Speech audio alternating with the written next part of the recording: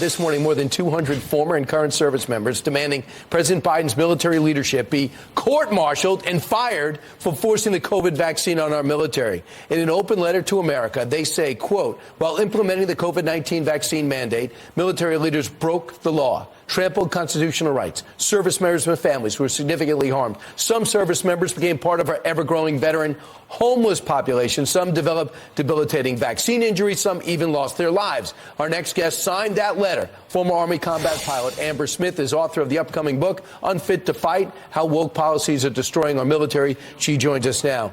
Amber, what prompted you to join this fight? So I signed on to this letter because senior military leaderships, generals, are failing the troops.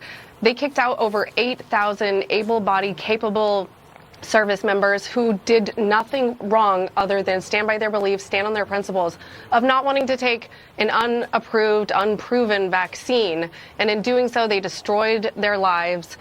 Some lost their pensions, they lost their livelihoods, they lost benefits.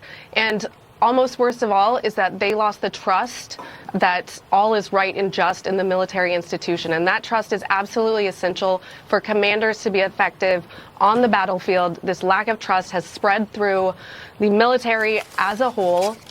And we're really seeing the Pentagon, going in this downward spiral where the troops are seeing these double standards, these two-tier justice systems, and in just as in with the COVID mandate implementation, some lawlessness. Right. So you saw about 8,400 service members were discharged. And now they said, Amber, if you want to come back, we'll take you back.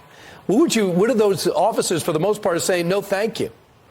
Well, there has been some clarification on the "we'll take you back" comment. It's more of complying with the NDAA that was passed, that the Department of Defense had to send letters that said, here's the steps you can take to correct your record. So it wasn't necessarily a welcome letter to come back in. And in all honesty, the Department of Defense doesn't want them back because these are the people who will stand on principle.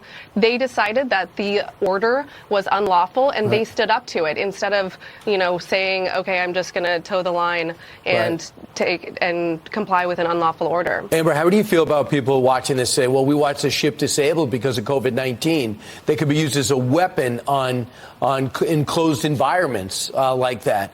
And that in the past, even in the recent past, getting smallpox vaccines before a Persian Gulf War. How do you feel about people who point to those situations? So we are a law of nations, and it is illegal to force or order a service member to take an emergency use authorization vaccine. Only the President of the United States can do that. He did not. Secretary Austin ordered commanders to order their troops to take the FDA-approved vaccine, which they did not have on hand. That is where the issue in the lawlessness issue comes up. So one is legal. One is not. Of course, when something is FDA approved, then the game changes. But for people who want more information and want to read the full letter, please check out militaryaccountability.com, where you can read the full letter, see the signatories, and then we also have a petition that's live where the American people can support our cause and hold these leaders at the Pentagon accountable. And you have a general who's heading the Defense Department. You would think he would understand the lives you lead and the sacrifices you make, but he doesn't. The other one left when he didn't agree with the president. This one just signs on. Amber, thanks so much. I look forward to your book.